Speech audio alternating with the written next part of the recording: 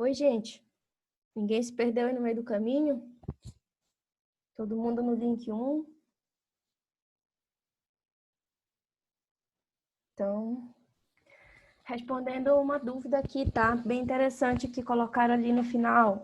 Uma vez que a vaca tem uma mastite clínica, ela nunca mais se recupera? Depende, tá? A, com relação... Eita, caiu? Não.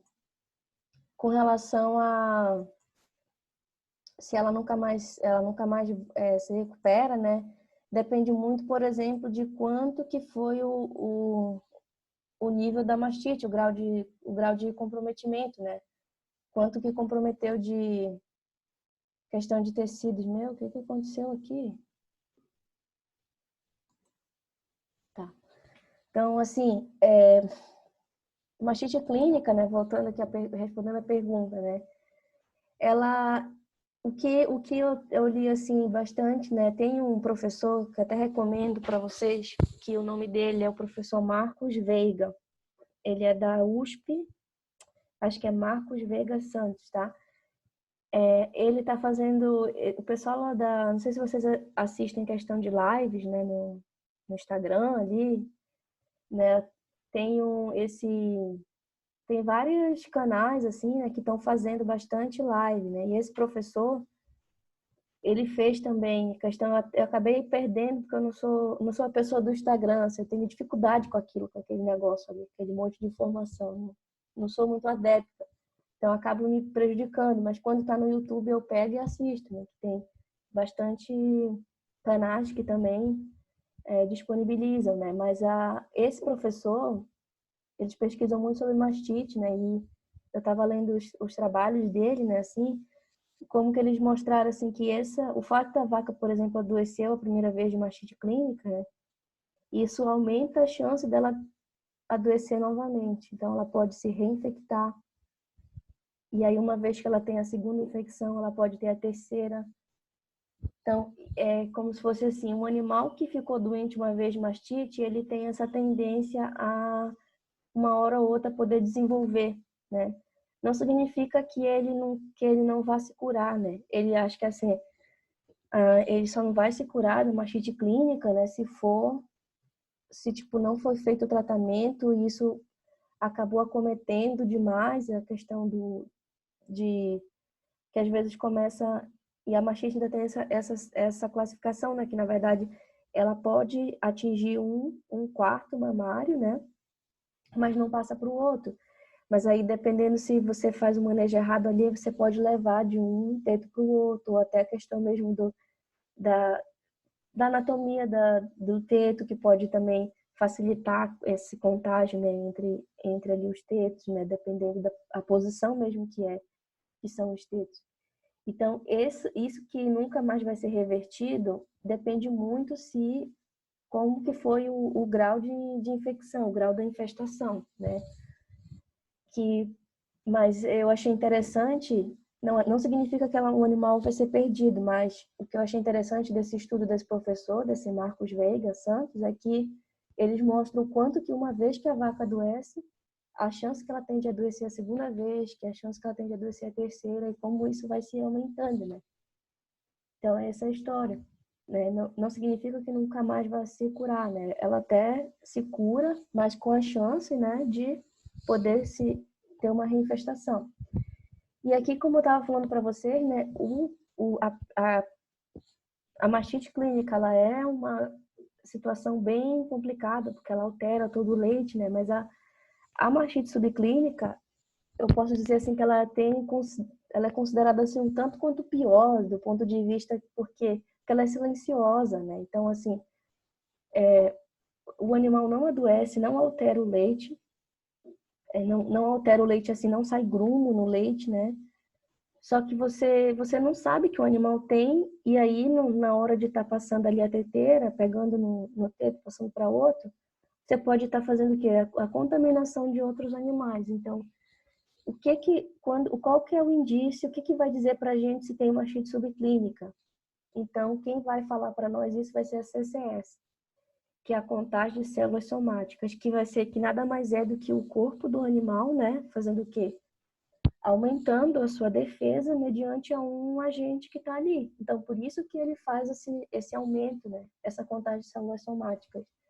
Que também, o leite com grande quantidade de células somáticas, ele também causa um prejuízo lá na plataforma do leite. Que ele fala assim, que o leite com muita CCS ele não vai ter o mesmo rendimento do que um leite com baixa CCS. Ele não altera a questão assim, ele não tem risco para a saúde humana, mas a indústria vê ele como o leite de pior rendimento também. Então, a principal característica da mastite subclínica é isso, que a diferença é que o patógeno ele está dentro do teto, ele está no animal, né? E por isso que ele vai fazer, são duas coisas, ele aumenta a CCS e reduz teor de gordura, caseína, lactose, então ele altera a composição. A outra coisa é que ele reduz a produção de leite. Então, assim, animal com mastite subclínica pode reduzir até 26% do seu leite. Por que que isso acontece? Porque essa alteração na questão celular dos animais, né, ele acaba, é um processo considerado um processo inflamatório, né? Essa resposta, essa célula somática nada mais é do que a resposta do animal frente ao processo inflamatório. E esse processo inflamatório, ele faz também ele altera a permeabilidade dos vasos sanguíneos da glândula mamária, isso é, essa alteração, ela faz com que a redução, que a secreção dos componentes, que seria onde a gente vai ganhar o dinheiro, né, que muitos pagam ali por gordura e proteína, ele acaba que se prejudica. Por quê? Em função dessa alteração de permeabilidade dos vasos sanguíneos da glândula mamária.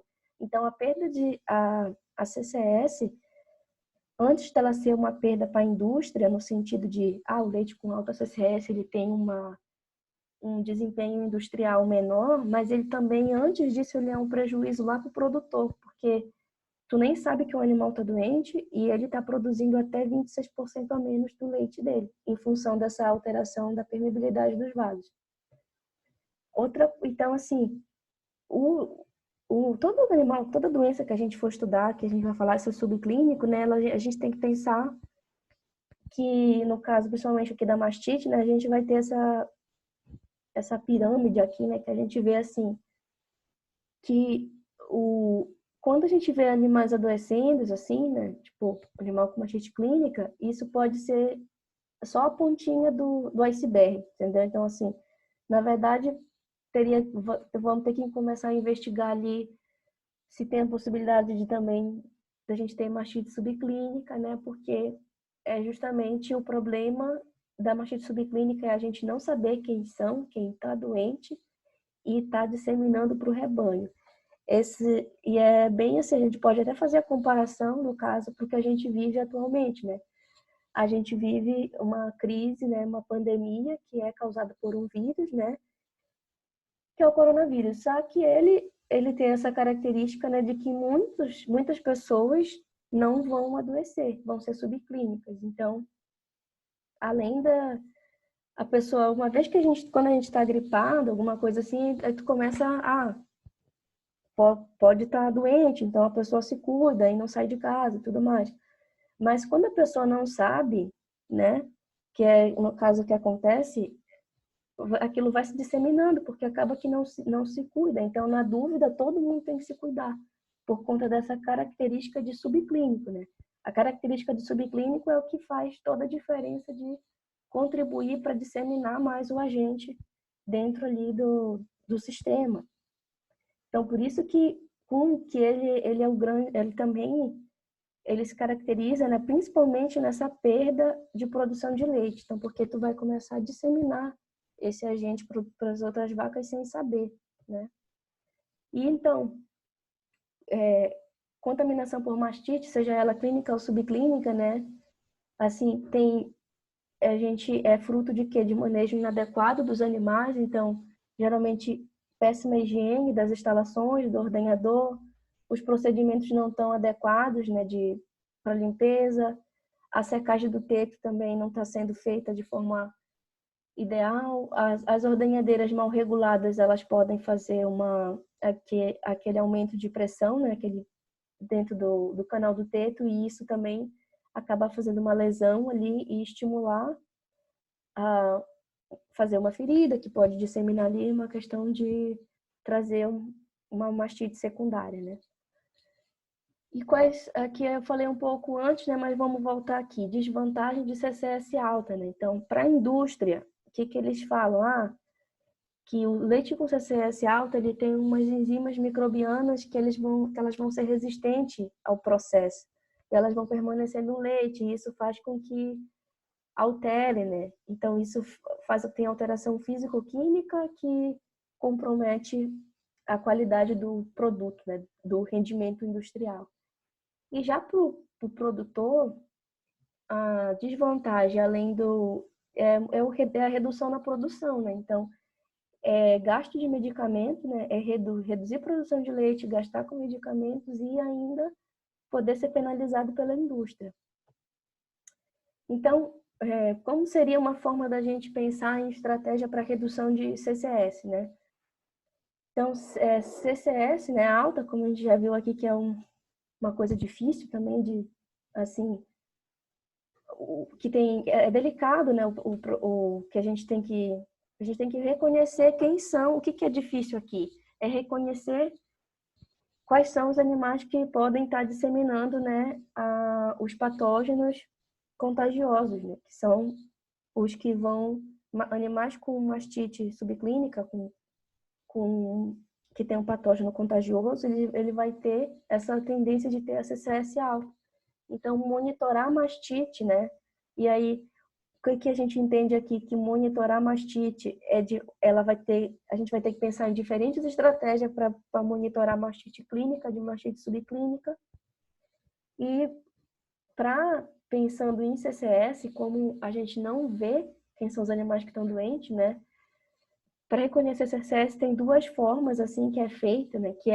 Eu mostrei para vocês quando a gente falou de aquela aula que a gente falou de manejo sanitário, né? Lembra que no final da aula eu estava mostrando para vocês que uma forma de reconhecer quem são os animais que têm alta CCS é utilizar o teste da raquete, que é também chamado CMT, que é um teste que a gente vai com parece uma bandeja uma bandejinha uma coisa de raquete mesmo, uma bandejinha, né? Com 4 porções. Nessa aula de manejo sanitário tem a foto direitinho para vocês podem voltar lá e olhar, né? Mas esse teste de California Mastite Testes, tu coloca em cada bolinha da raquete um pouquinho de leite de cada quarto mamário ali, né? E tu faz uma mistura com uma solução, que essa solução, a intenção dela é romper a membrana celular, conteúdo celular, e aí se tiver muita célula, vai romper bastante conteúdo e vai se tornar gelatinoso. E quando é uma coisa fluida, aí indica que o animal está com baixa CCS. Então, quando fica gelatinoso, é porque tem bastante conteúdo celular. Então, jeito de reconhecer CCS é fazer esse teste da raquete, e a outra forma é coleta individual de leite por animal, para poder saber quem são os animais que estão com a CCS alta. E pensando no manejo de mastite como um todo, né, o que a gente tem que entender aqui, né? Que tem que ter uma grande atenção para o período seco, né? Então, assim, o período seco é aquele período que a gente tira os animais de vista, eles não ficam tão visíveis na fazenda, né? Porque tu não está ordenhando todos os dias ali, as férias ali da vaca, né? Então, tu tem esses animais estão longe do campo visual, né? Mas o que tem que pensar aqui? Eles acabaram de sair de uma lactação. Então, é um período que pode acontecer que nesse período ali alguma infecção seja persistente, tá? Assim, no sentido de que esses animais podem permanecer, podem ter tido um quadro de mastite durante a lactação e ainda ter um quadro de persistência, então tem que verificar. Assim como também, dependendo de onde o animal estiver, ele pode ter uma nova infecção, né? Então ele pode se infectar também por um agente novo.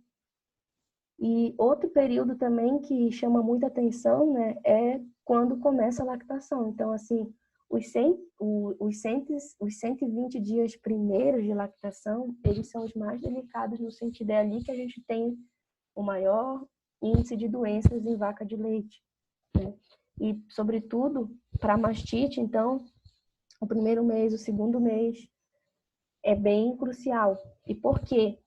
Porque a mastite, ela depende basicamente de duas coisas, né? É a condição ambiental que esse animal tá. Então, se você tem o micro-organismo ali dentro do ambiente que pode estar manifestando, né?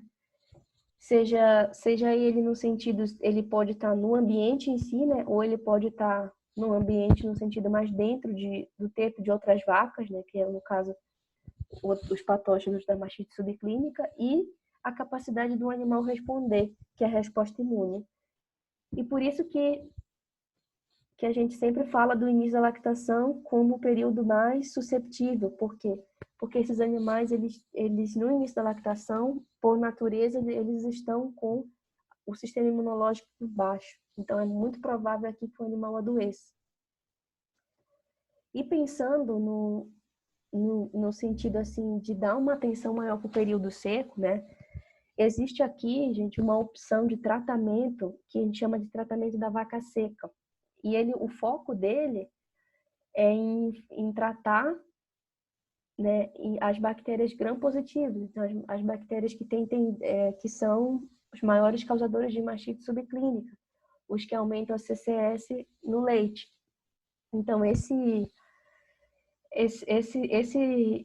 antibiótico, né, que ele é muito feito, né, que é esse antibiótico intramamário, ele é feito no momento da secagem da vaca ali, né? E a intenção dele, o foco dele é que no início da próxima lactação você tenha ali um bom controle de CCS. Então, ele resulta mais, o foco dele é mais nas mastites subclínica do que na clínica.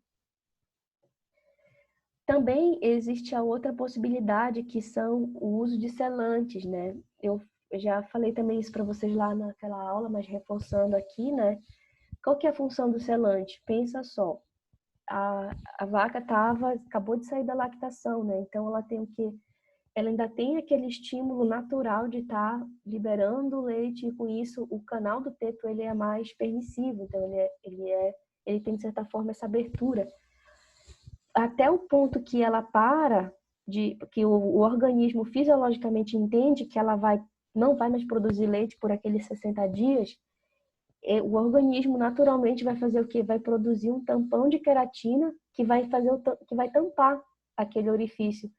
E isso é benéfico de que ponto de vista? Do ponto de vista que ele vai fazer uma barreira física para que, se esse animal vai ser largado ali no campo, né, ele venha se deitar em algum lugar que está contaminado, diminui a chance dele se infectar ali no período seco por alguma mastite, né? Pode acontecer muito caso de mastite clínica durante o período seco, por esse descuido assim, né?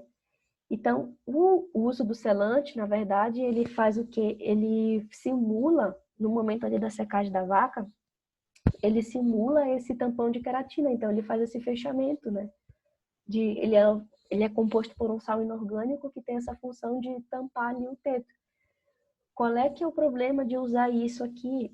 É que ele, na verdade, depende muito qual é o animal que a gente está utilizando. Porque, por exemplo, se a gente tem um animal ali que ele teve um quadro de mastite durante a lactação, ele não tem ali uma situação que ele foi curado 100%, a gente também está correndo o risco de fechar aquele teto ali, né? E dentro no interior da glândula mamária, a gente está isolando um agente ali dentro que vai ficar só se proliferando. Então, assim, em vez dele ter a possibilidade de sair naturalmente naquele período, né? Ele teria a possibilidade de se proliferar ainda mais no teto fechado. Então, isso aqui depende muito de qual que é o histórico do animal, não é para todos. Então, outra medida aqui importante, né, tipo de se pensar no controle de mastite, né? Muito isso aqui para mastite, principalmente para quando a gente sabe, a gente fez o CMT lá nos animais, que é aquele teste da raquete. e aí tu reconheceu quais são os animais com mastite subclínica, então o que tu vai fazer? Tu vai evitar com que esses animais, depois que tu fez a ordenha deles, por exemplo, se a gente faz primeiro desses animais com mastite subclínica e depois vai para animais saudáveis, a gente pode estar levando a mastite subclínica para os animais saudáveis. Então, animais assim essa linha de ordenha, né? O princípio dela é fazer o quê?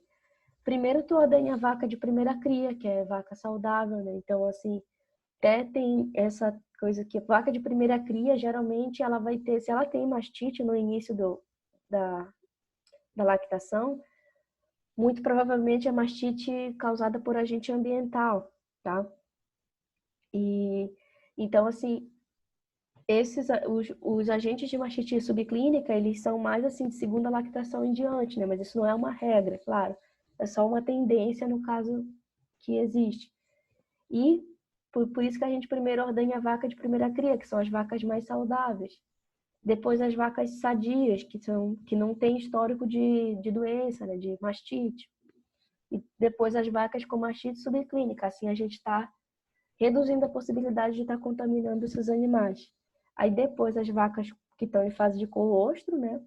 E por último, as vacas com mastite clínica, aí que estão em tratamento, que é o principal tratamento da mastite clínica é esgotar aquele leite, né? A gente não vai falar nessas aulas aqui sobre a questão do tratamento em si, né? Da doença. A gente vai ver isso dentro da matéria de clínica, vai discutir protocolos de tratamento. Aqui é mais a questão de manejo mesmo, de como previne, tá? Então, como eu falei lá no início, né, manejo de ordenha, ele é a chave para que a gente tenha um leite com uma redução de bactéria. Então, assim, o que é crucial dentro do manejo de ordenha? Verificação de equipamentos, se está tudo limpo. Então, assim, para quem faz ordenha manual, né, quais são os latões que estão usando, como é que vai limpar a caneca para o teste de mastite, que eu vou explicar para vocês o que é. Os frascos, tem que ter tudo em mão ali, que tem que garantir que está tudo limpo, né? E aí, principalmente, né, lavar as mãos antes de iniciar a ordenha. Então, tem tudo isso. Aí, esse teste da caneca, não sei se alguém já ouviu falar, né, para que ele é, né? Eu até ouvi uma história de uma pessoa que venderam esse teste de caneca para ele, né, falando, olha, com esse teste de caneca aqui tu vai identificar quem são os animais que têm mastite subclínica. E está completamente errado, né, gente? Errado por quê? Porque esse teste, lembra que a mastite subclínica, ela não dá diferença na alteração do leite, né? Quem dá diferença na alteração do leite é a mastite clínica. Então, o foco desse teste de caneca é retirar ali os primeiros jatos do leite para ver se tem algum grumo, se tem alguma alteração de aspecto, né? Então, aqui, se o animal aqui que ele deu, tá com uma mastite clínica, aí então você não vai ordenhar. Por exemplo, até tem animais que, como a anatomia, né, da glândula mamária ali, o leite que está nos tetos, eles não se misturam, né? São compartimentos individuais, né? A gente pode, por exemplo, só tem um teto que está atingido, né?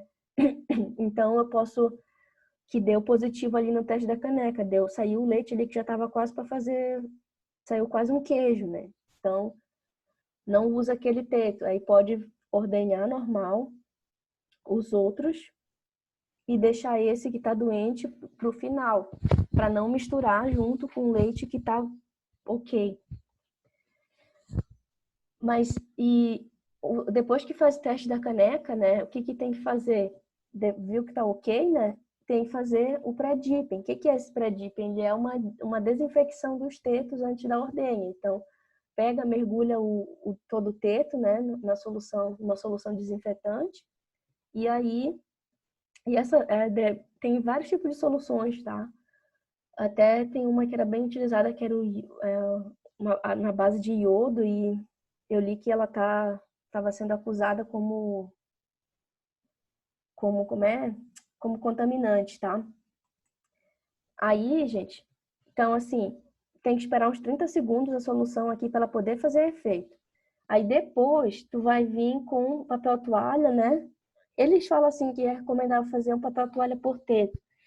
Mas existe uma maneira, né, que é assim, se você conseguir, por exemplo, pode até usar uma toalha para 2 tetos, desde que você evite o contato onde você passou primeiro, depende do teto. Se for assim pequeno, você pode até consegue utilizar assim uma face do papel para um teto e o outro lado para o outro teto.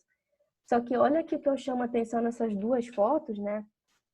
É que existem duas maneiras aqui diferentes de você fazer essa secagem, né? Pode fazer assim, passando a mão ali reto, né? Ou indo assim que nem tá nessa segunda foto aqui da borda verde, que é levar o papel na mão, como se o papel fosse um prato assim, né? E passar no teto e fazer o movimento de puxar a limpeza, de puxar essa solução a partir desse movimento de mão aberta. Qual que é a vantagem desse movimento aqui da mão aberta? É que você garante que você está limpando o orifício do teto, que é justamente a parte que tem que estar limpa para poder tirar ali, né? Que é ali que é o principal, que é esse canal. Então, assim, com relação ao manejo de ordenha, né? Além da limpeza, né, tem que fazer essa verificação de como que está o vácuo, como que se coloca essa teteira, né? E depende muito de qual é o sistema que se utiliza. Mas, assim, isso é, como eu falei lá no início, né? É uma das maneiras, né, de a ordenhadeira mecânica mal regulada, ela é também pode ser um causador de mastite também, né, dos animais. Aí eu deixei um vídeo para vocês aqui, né, que explica assim aquelas orientações de como que funciona a ordenha mecânica, né? Como é que é o estímulo e por que ela faz o leite descer. Acho que vale a pena olharem depois, tá?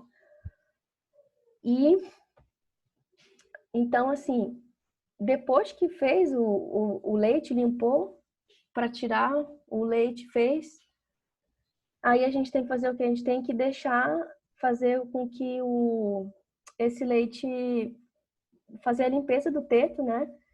Que é assim, para fazer o quê? Para ajudar no fechamento ali esse pós-dip, né, que chama, ou desinfecção dos tetos após a ordenha, é para fazer assim, para ajudar o teto a fechar logo o canalzinho ali, para ele não entrar algum agente. Uma outra maneira que tem é colocar os animais na alimentação para que eles façam ali eles durante a alimentação, né, eles ficam um tempinho em pé e isso acaba que naturalmente vai fechando e com isso tu consegue evitar a ocorrência de mastite.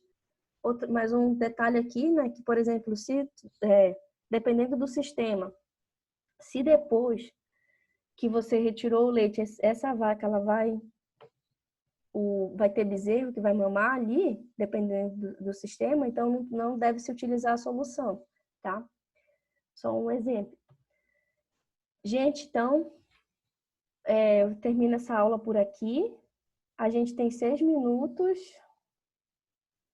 A gente pode fazer... Vocês querem tirar uma dúvida sobre essa aula? Alguma coisa que posso acrescentar?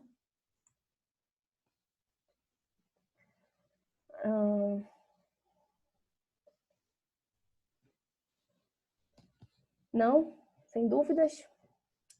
Outra coisa, gente, vocês querem que eu faça a revisão da prova? Agora? Se eu for corrigir a prova, a gente vai ter que fazer uma nova chamada. Por mim, tudo bem. Se quiserem, eu faço.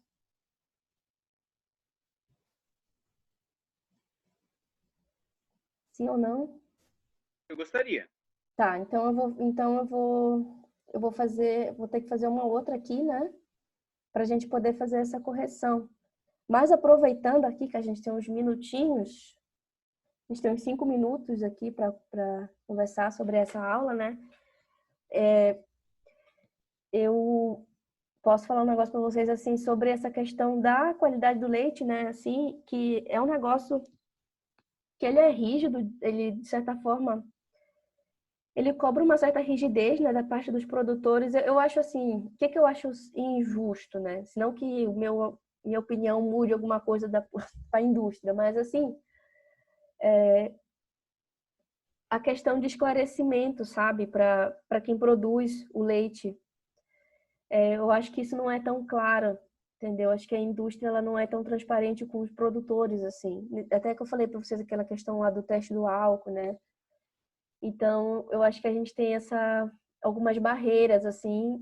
Acho que a intenção é boa, né, de você promover, sim, um leite de qualidade, porém a gente tem essas pequenas barreiras aí, pequenas gigantes, na verdade, que é essa falha de comunicação, né, e essa falta de assistência técnica também.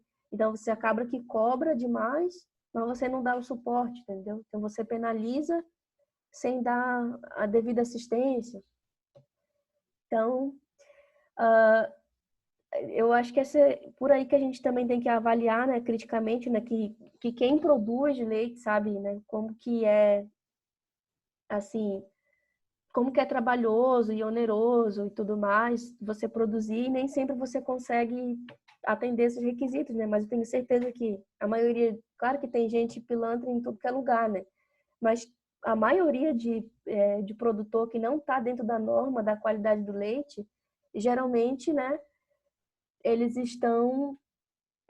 eles não estão adequados por uma falta de instrução, por uma falta da parte também de conhecimento, né, que a gente tem essa dificuldade. Sobre a quantidade permitida de CCS e CBT, sim, eu botei aqui no slide para vocês, aqui como é que está hoje em dia, né? Eu falei de oh meu Deus. Eu falei de como era antigamente, né, a intenção que eles queriam chegar no 100 mil em 2005, mas aqui nesse slide, ó, gente, nesse slide aqui, cadê? Aqui. Aqui a gente tem a situação atual. Ah, não é aqui. Cadê?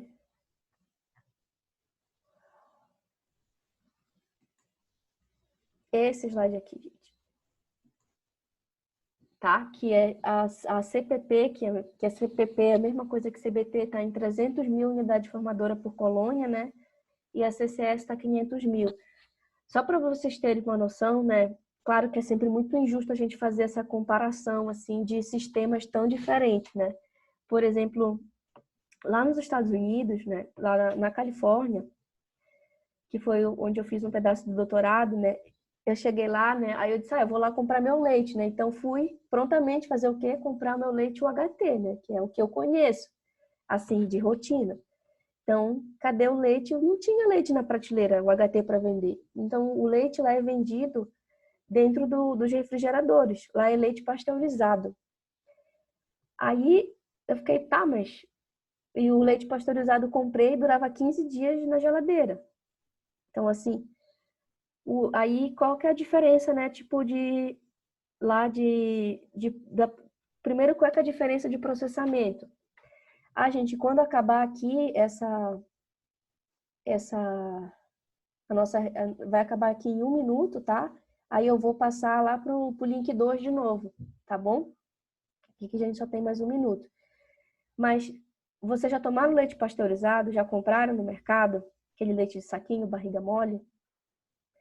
Que hoje em dia ele é o leite que os nutricionistas que defendem o consumo do leite, eles defendem que a gente consuma o leite pasteurizado. Que ele seria tipo o leite que tem mais propriedades do ponto de vista de probióticos, né, para nossa flora.